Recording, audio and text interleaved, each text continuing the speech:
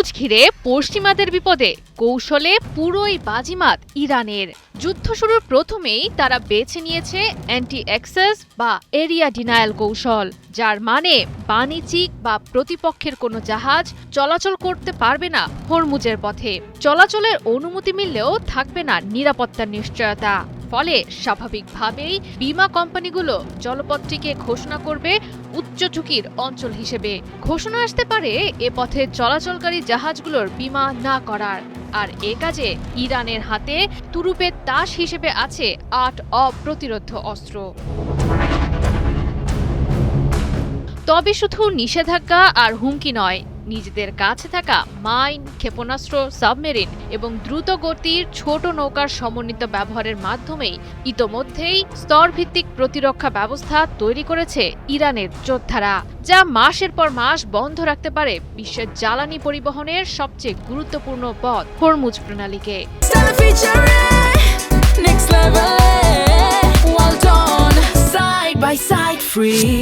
ইরানের সামরিক কৌশল হলো কম খরচে বিপুল সংখ্যক অস্ত্রের কার্যকরী ব্যবহার করা, যাতে দীর্ঘ সময় ধরে অচল রাখতে পারে হরমুজের পথকে।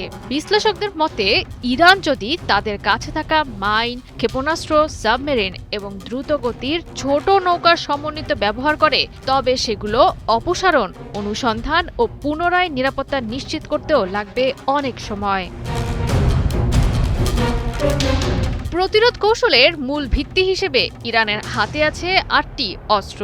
হরমুজকে দ্রুত উচ্চ ঝুঁকির সমুদ্রপথে পরিণত করার জন্য আছে ৫ থেকে ৬ হাজার নৌমাইনের বিশাল মজুদ, যাকে বলা হচ্ছে বিশ্বের অন্যতম বড় মাইন মজুদ হিসেবে। ছোট নৌকা একেবারে ২ থেকে ৩টি মাইন বহন করতে পারলেও এগুলো দ্রুত সমুদ্রপথে বিপুল সংখ্যায় ছড়িয়ে দিতে পারে। ছোট সাবমেরিন ব্যবহার করে সম্ভব অগভীর পানিতে গোপনে মাইন বসানো, যা ব্যস্ত জাহাজ চলাচলের পথে দ্রুতই বিস্ফোরণ ঘটাতে সক্ষম। চীনের C-802 এর আদলে তৈরি নূর অ্যান্টিশিপ ক্রুজ ক্ষেপণাস্ত্র দিয়ে উপকূল থেকে পুরো হরমুজকে লক্ষ্যবস্তু করতে পারে ইরান। রাডারে ধরা অনেকটাই কঠিন ক্ষেপণাস্ত্রটি ট্রাক লঞ্চার, দ্রুতগতির নৌকা এবং যুদ্ধজাহাজ থেকেও উৎক্ষেপণ করা যায়। কাদের ক্ষেপণাস্ত্র দিয়ে হরমুজ ছাড়াও ওমান উপসাগরের প্রবেশপথ পর্যন্ত করতে পারে হামলার লক্ষ্যবস্তু।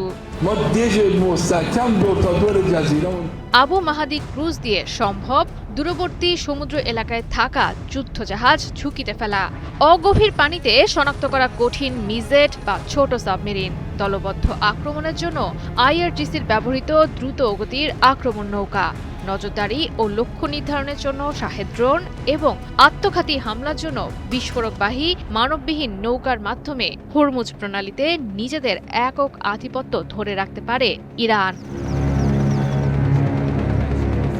জয়া সরকার, ৭১।